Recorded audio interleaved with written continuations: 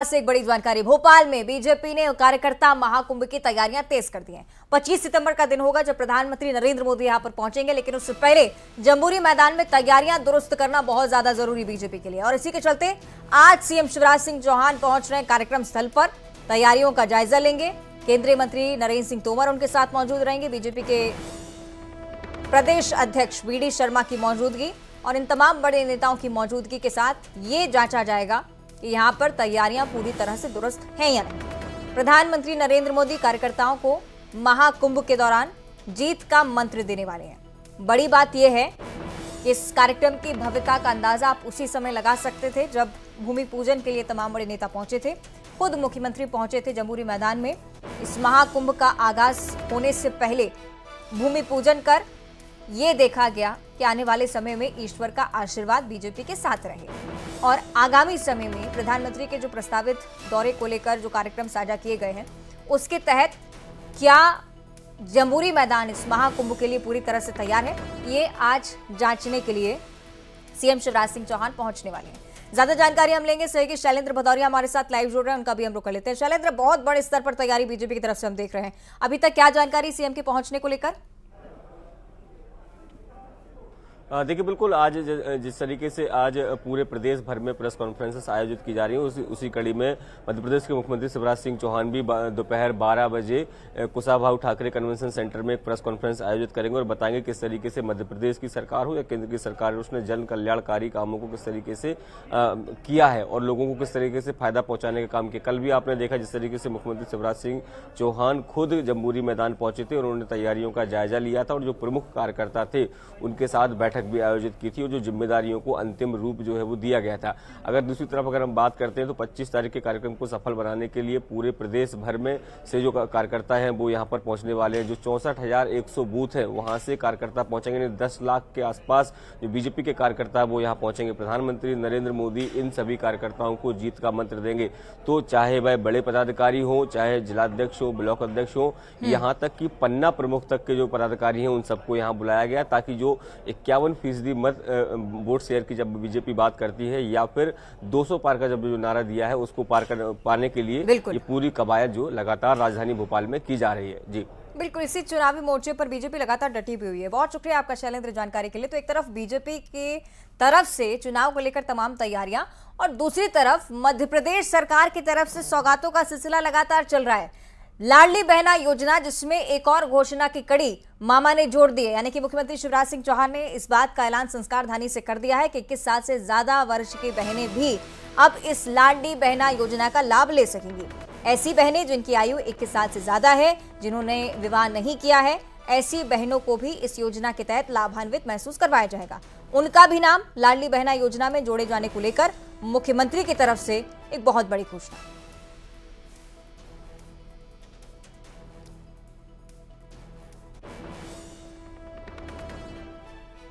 तो संस्कार धानी पहुंचे थे मुख्यमंत्री शिवराज सिंह चौहान। लाडली बहनाओं के लिए तमाम सौगातें कड़ी दर कड़ी हम देख रहे हैं। जब जब जिस कार्यक्रम में पहुंच रहे हैं लाडली बहनों का जिक्र बहुत होता है और इसी के चलते मुख्यमंत्री की तरफ से 21 साल से ज्यादा उम्र वाली बहनों के लिए भी अब इस योजना के द्वार खोले गए हैं। विधिवत ट्वीट भी उनकी तरफ से जारी हुआ। एक बात एक और को मैं संस्कार धानी से कर रहा हूँ। अविवाहित हमारी कई बहनें हैं जिनने विवाह नहीं किया, उनका नाम नहीं जुड़ा था, अब उनका नाम भी इस योजना में जोड़ा जाएगा। और आज राजधानी भोपाल में राइजिंग मध्य प्रदेश के महामंच पर दिग्गजों का महाजुटान होगा। सियासत से लेकर सिने सितारे तक इस मंच का हिस्सा होंगे। दिग्गजों से प्रदेश की बेहतरी और विकास के साथ साथ कई मसलों को लेकर चर्चा होनी है। जनता के सरोकार से जुड़े मुद्दे रखे जाएंगे चर्चा के विषय के तौर पर। प्रदेश और देश के विकास के रोड मैप पर भी बेबाकी से आज बातचीत होगी। प्रदेश 2023 प्रगति पथ पर किस तरह मध्य प्रदेश पकड़ रहा है रफ्तार, जन जन को मिल रहे हैं अधिकार और सपने हो रहे हैं साकार। संवाद का महामंच, जहां सरकार, विपक्ष और विभिन्न क्षेत्रों के दिग्गज होंगे एक साथ और जरूरी मुद्दों पर होगा मंथन। राइजिंग मध्य प्रदेश 2023। सहयोगी शैलेंद्र हमारे साथ लगातार जुड़े हुए हैं। शैलेंद्र, सामाजिक सरोकार के तौर पर इसे देखा जाता है जब न्यूज़ 18 जनता के बीच पहुंचता है इस महामंच को लेकर। आज भी उसी तरह का महाजुटान? बिल्कुल आपने ठीक कहा कि सामाजिक सरोकारों को लेकर न्यूज़ 18 हमेशा अपने दायित्वों को निभाता है और उसी कड़ी में जब ये कार्यक्रम आयोजित किया जाता है तो तमाम जो जिम्मेदार लोग हैं उनसे जनता से जुड़े हुए सवाल सीधे तौर पर पूछे जाते हैं। और आज भी वो मंच जो है वो अब सजकर तैयार है। अब से कुछ देर बाद जो तमाम जो दिग्गज नेता हैं वो यहाँ पर पहुंचेंगे, चाहे प्रदेश के मुखिया शिवराज सिंह चौहान हो या पीसीसी चीफ कमलनाथ हो। इसके अलावा मध्य प्रदेश सरकार के तमाम जो मंत्री हैं, चाहे वह कृषि मंत्री हो, स्वास्थ्य मंत्री हो, चिकित्सा शिक्षा मंत्री हो, उद्योग मंत्री हैं, उच्च शिक्षा मंत्री हैं, तो तमाम जो दिग्गज नेता हैं वो जब यहाँ पहुंचेंगे तो उसके बाद जो जनता से जुड़े हुए सवाल हैं वो उनसे जरूर पूछे जाएंगे कि आखिर किस तरीके से उनको पार्टी के पास जो मध्य प्रदेश को आगे बढ़ाने को लेकर क्या रोड मैप है। क्योंकि लगातार आपने देखा कि जब ये आयोजन हुआ है हम लोग लगातार जनता से जुड़े हुए सवालों को लगातार उठाते रहे और आज भी हम उन सवालों को लेकर जो जिम्मेदार लोग हैं उनसे जरूर सवाल पूछेंगे। आपने देखा होगा हर साल इस कार्यक्रम का आयोजन होता है और लोगों को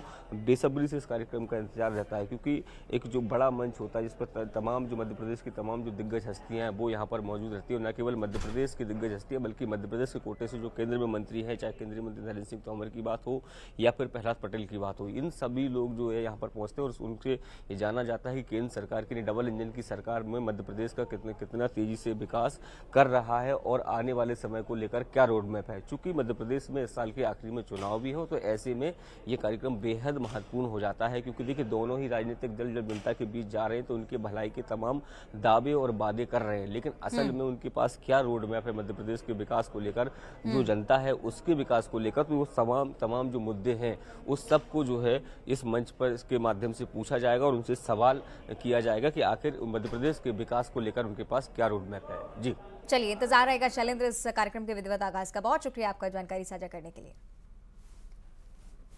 और चलिए बुलेटिन के सिलसिले में बात करेंगे रायपुर से अगली बड़ी खबर की, जहां एक बार फिर से चाकूबाजी की घटना कैमरे में कैद हो गई। तस्वीरें राजधानी के रिहायशी इलाके से इस बार सामने आती हैं। कालीबाड़ी नेहरू नगर का इलाका, जहां आपसी विवाद के चलते युवक पर चाकू से जानलेवा हमला हुआ। जख्मी युवक को गंभीर हालत में अस्पताल में भर्ती करवाया गया है। पुलिस ने घटना के बाद चाकू मारने शख्स को गिरफ्तार भी किया। आपको बताएं कि जख्मी युवक का आरोपी के साथ किसी बात को लेकर पहले से विवाद था। विवाद इतना बढ़ा, घटना वाले दिन इस बात को लेकर दोनों के बीच हाथापाई शुरू हुई और उसके बाद आरोपी ने युवक को सरेआम चाकू मार दिया।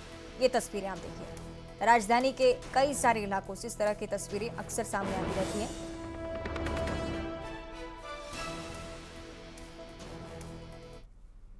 आगे बढ़ते हैं अंबिकापुर से अगली बड़ी खबर, जहां बस स्टैंड में जिम करने आए युवक की पिटाई दूसरे गुट के लोगों ने कर दी। बताया जा रहा है कि युवकों के दो गुटों के बीच किसी बात को लेकर लंबे वक्त से विवाद चल रहा था। इसके बाद घटना वाले दिन एक पक्ष ने दूसरे पक्ष के एक युवक को पकड़ लिया, उसकी मारपीट की है और उसके बाद ये विवाद बढ़ता चला गया। तस्वीरें आप देखिए। जिम करने के लिए पहुंचे थे, लेकिन दो गुट जब आमने सामने हुए जिनके बीच पहले से ही लड़ाई चलती आ रही थी, उसके बाद की ये तस्वीरें हम आपको दिखा रहे हैं। मारपीट होती रही। अब चूंकि मामला संज्ञान में आया है तो हो सकता है कि पुलिस की तरफ से भी कार्रवाई की जाए।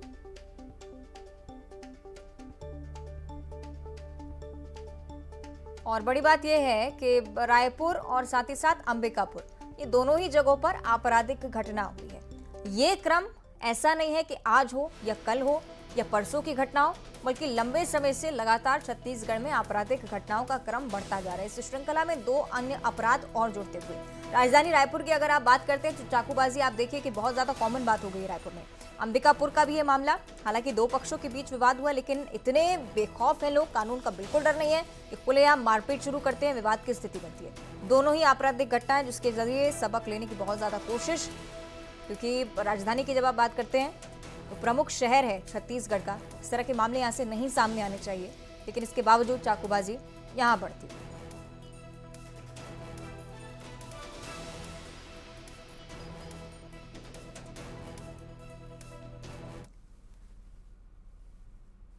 और इस बीच एक और बड़ी खबर इंदौर से है। फाइनेंसर्स की धमकी से परेशान होकर एक व्यक्ति ने सुसाइड कर लिया। सुसाइड नोट में फाइनेंसर्स पर परेशान करने के आरोप लगाए हैं।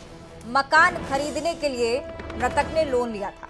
चंदन नगर थाना पुलिस मामले की जांच कर रही है। इस लोन को लेकर ही ये बताया जा रहा है कि दबाव बनाया जा रहा था। सुसाइड नोट भी बरामद हुआ है मौके से। जिस व्यक्ति का नाम लिखा गया है उससे जुड़ी पूछताछ भी अब पुलिस करने वाली है। फाइनेंसर्स की धमकी से परेशान होकर अभी तक आत्महत्या करना स्पष्ट हो पाया है। सुसाइड नोट में इसी बात का जिक्र है कि पैसे के लिए दबाव बना रहे थे। लोन लिया था मृतक ने घर खरीदने के लिए और उसके बाद लोन शायद ना चुकाया गया हो और उसी के चलते दबाव बनाया हो। सहयोगी मिथिलेश हमारे साथ जुड़ रहे हैं। मिथिलेश, विस्तार से जानकारी मामले पर।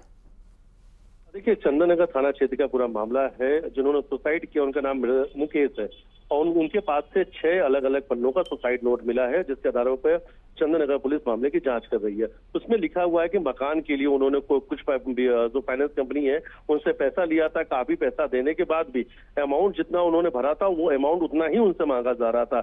यानी कई महीनों तक उन्होंने लगातार पैसे दिए, ब्याज के पैसे दिए, उसके बावजूद भी उनसे उतना ही पैसा मांगा जा रहा था जितना उन्होंने पैसे फाइनेंस कराते समय लिया था।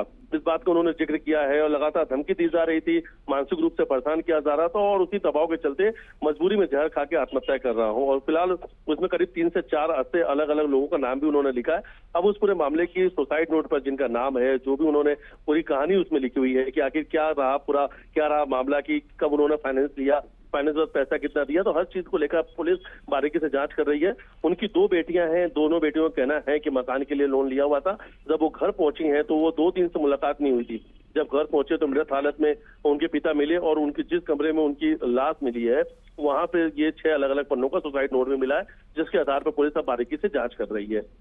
मिथिलेश, रसूखदारों पर, फाइनेंसर्स पर कई बार कार्रवाई की धमकी प्रशासनिक स्तर पर हो चुकी है और साथ ही साथ सीएम शिवराज सिंह चौहान भी मंच से कई बार इस बात का जिक्र करते हैं कि अगर इस तरह से फाइनेंस करवाया जाता है तो आप दबाव नहीं बना सकते, अन्यथा आपराधिक घटना ऐसी मानी जाती है। मिथिलेश, इसके बावजूद मध्य प्रदेश में इस तरह के मामले सामने आना बताता है कि खौफ नहीं है। जी बिल्कुल सही कहा आपने। कुछ दिन पहले ही भोपाल से एक परिवार की तस्वीर सामने आई थी, जहां पर एक पूरे परिवार ने सामूहिक आत्महत्या कर लिया था। यानी इसी तरीके से फाइनेंस कंपनियों से वो भी परेशान थे। और ऑनलाइन ऐप के मामले सबसे ज्यादा, अगर चाहे भोपाल, इंदौर, ग्वालियर, तमाम अलग अलग या देश के किसी भी शहरों से देखा जाए, इस वक्त सबसे ज्यादा इस प्रकार के मामले आ रहे हैं जो ऑनलाइन ऐप है, छोटी मोटी बहुत जरूरी इस तरह के मामलों पर नकेल कसी जाए। बहुत शुक्रिया आपका मिथिलेश जानकारी साझा करने के लिए। आगे बढ़ते हैं और अब बलौदाबाजार से अगली बड़ी खबर, जहां भारी बारिश के चलते बाढ़ जैसे हालात बन चुके हैं। जिले से होकर बहने वाली नदी नाले लगातार उफान पर। नाला पार करते वक्त किताबों से भरा एक ट्रक पानी में बह गया। तस्वीरें आप देखिए। हादसा बलौदाबाजार जिले के पलाली क्षेत्र में हुआ है। कोबाडीह लटेरा नाला जहां पार करते समय ये ट्रक देखिए किस तरह से जलमग्न हो गया। ट्रक में स्कूली छात्रों के लिए किताबें भरकर राजनांद गांव ले जाई जा रही थी और इसी हादसे में लाखों रुपए की किताबें पानी में बह गई। गनीमत ये रही कि इस हादसे में किसी इंसान को किसी तरह का नुकसान नहीं हुआ, जनहानि नहीं हुई। लेकिन बड़ी बात यह कि किताबों का नुकसान बहुत भारी पड़ सकता है। लाखों की किताबें बह गई हैं, राजनांद गांव ले जाई जा रही थी। लेकिन हालात ऐसे हैं कि अभी तक नियंत्रण की कोई स्थिति यहाँ पर नजर नहीं आती है। न्यूज में ढलवा दो। बलौदाबाजार की ये तस्वीरें आप देख रहे हैं। पूरा का पूरा ट्रक पानी में समा जाता है। इतनी भीषण बारिश की स्थिति यहाँ पर, जलभराव इतना भीषण है। सारी किताबें जो कि इस ट्रक के अंदर रखी हुई थी वो पानी में भीगकर खराब हो गई है।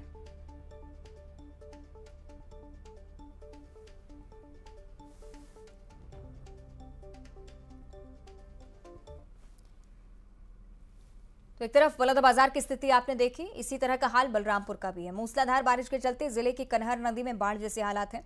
आलम यह हो गया है कि बाढ़ का पानी एनीकट के ऊपर से होकर बह रहा है। छत्तीसगढ़ झारखंड की सीमा के बीच से होकर बहने वाली कनहर नदी हर साल बरसात में इसी तरह से उफान पर होती है। दोनों तरफ के राज्यों के दर्जनों गांव संपर्क में आते हैं। जिला मुख्यालय से उनका संपर्क भी टूट जाता है और इसी के चलते हर साल इसी तरह के हालात बनते हैं। तस्वीरें आप भी देखिए। जलभराव की समस्या निचली बस्तियों में, लेकिन एनीकट के ये हाल है कि ऊपर से पानी होकर बह रहा है। जिला मुख्यालय से तमाम गांवों का संपर्क टूटता हुआ। खंडवा की भी बात कर लेते हैं। खालवा और पिपलौद क्षेत्र में जोरदार बारिश हुई है। लोगों ने कहा है कि ऐसा लग रहा है जैसे बादल फट गए हों। तेज बारिश ने किसानों की उम्मीदें बहती जा रही हैं। तेज बारिश की वजह से पानी खेतों की फसलों को खराब करा है। पांगरा, खार, पोखर, राजनी सहित अन्य क्षेत्रों में तेज बारिश से काफी नुकसान। 50 साल में पहली बार ऐसी बारिश देखी है जो चंद घंटों में सब कुछ तबाह कर चली गई है। आवागमन के रास्ते प्रभावित होते हैं और इसी के चलते परेशानी बढ़ती जा रही है। और इसी के साथ इस बुलेटिन में इतना ही। देखते रहिए न्यूज़ 18।